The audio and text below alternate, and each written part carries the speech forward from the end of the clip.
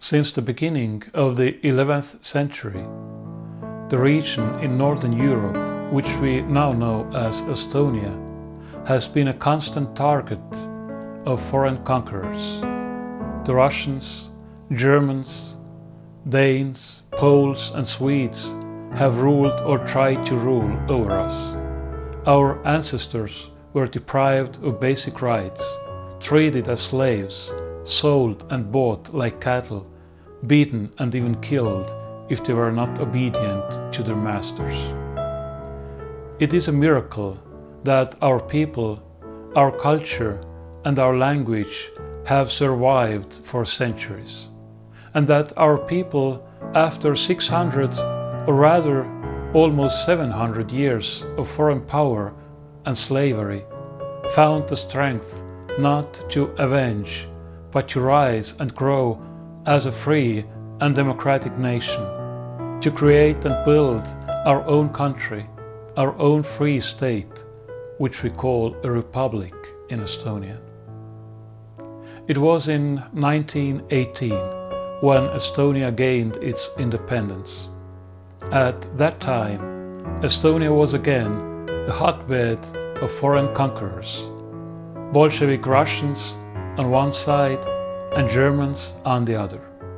Those who stood for freedom and independence were persecuted, imprisoned and shot.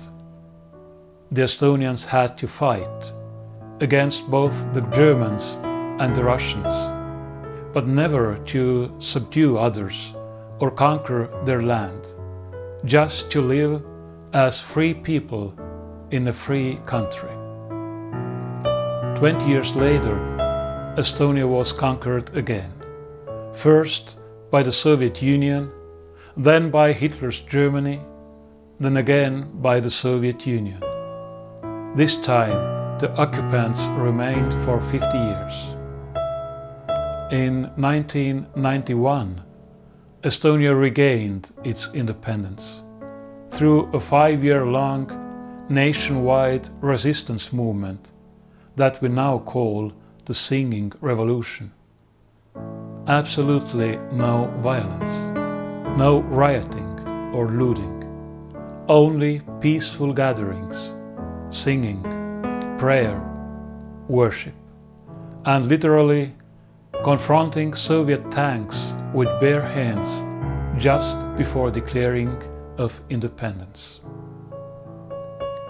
June 14th is the day of mourning in Estonia. On June 14th, 1941, tens of thousands of people from the territories occupied by Soviet Union were deported to Siberia. 1/3 of them were under 17 years old. 60% of them died. This was not the only deportation. The largest took place in 1949. On the day of mourning, we remember these people. We listen to their stories. We ask forgiveness for all who caused this suffering. And we hope that something like this will happen never again. But our people, at least for the most part, do not hate anyone. Not the Germans, Danes, Swedes, Poles or Russians who enslaved us over the centuries.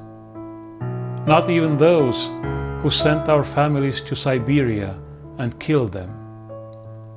We condemn their actions, but we let history be history, because we know that we have something more important and better to do.